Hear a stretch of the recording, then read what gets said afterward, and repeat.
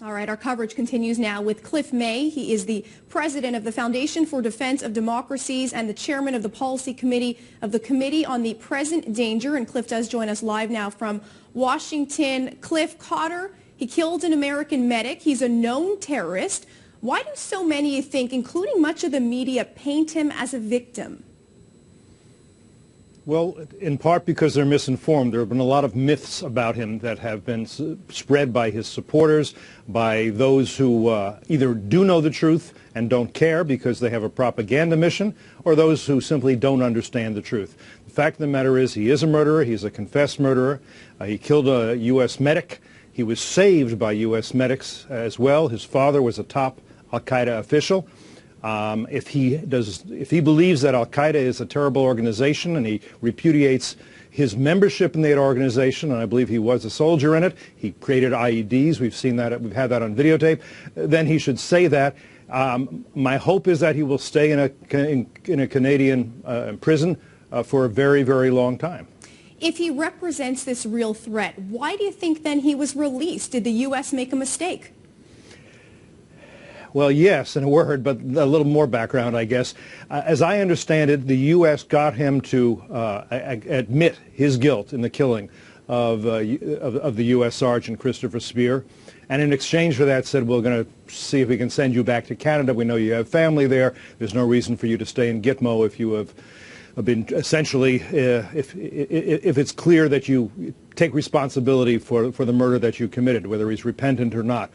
I'm not sure that was a good deal. I know that, of course, that the Obama administration and the Bush administration before that was eager to clear people out of Guantanamo, to get them to go elsewhere and have them either imprisoned somewhere else or in some cases, of course, released.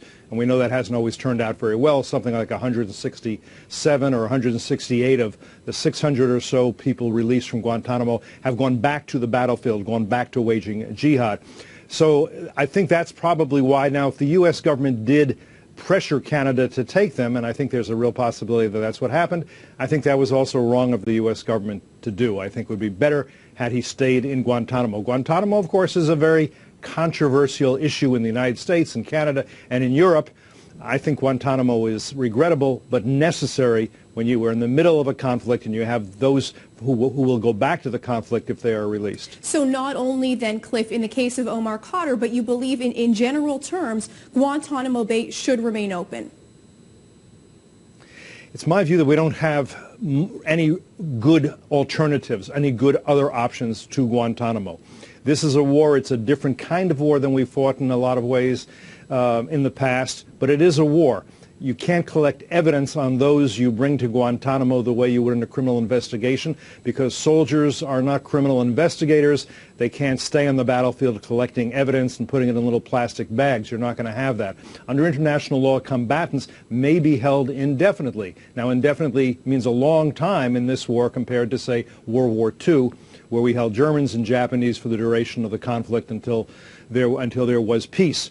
It perhaps would be a good idea to have new laws and new procedures, but in the meantime, what are you going to do with the people from Guantanamo? If you release them, as I mentioned, a lot of them are going to go back and kill Americans and Canadians if they get to Afghanistan and maybe blow up things in other places. Or, in this case, Khadr, could decide, if he were to get out, that he's not going to blow anything up, but he's going to do as much propaganda damage as he possibly can, going around with his supporters saying he was tortured, which he wasn't, saying he was mistreated and abused, which he wasn't, saying he didn't kill anybody, which he did. That kind of thing is also damaging, and that may be a better use of his time as he sees it, and as those who are his masters see it. Clifford May, the president of the Foundation for Defense of Democracies. Cliff, thank you for being with us. Thank you.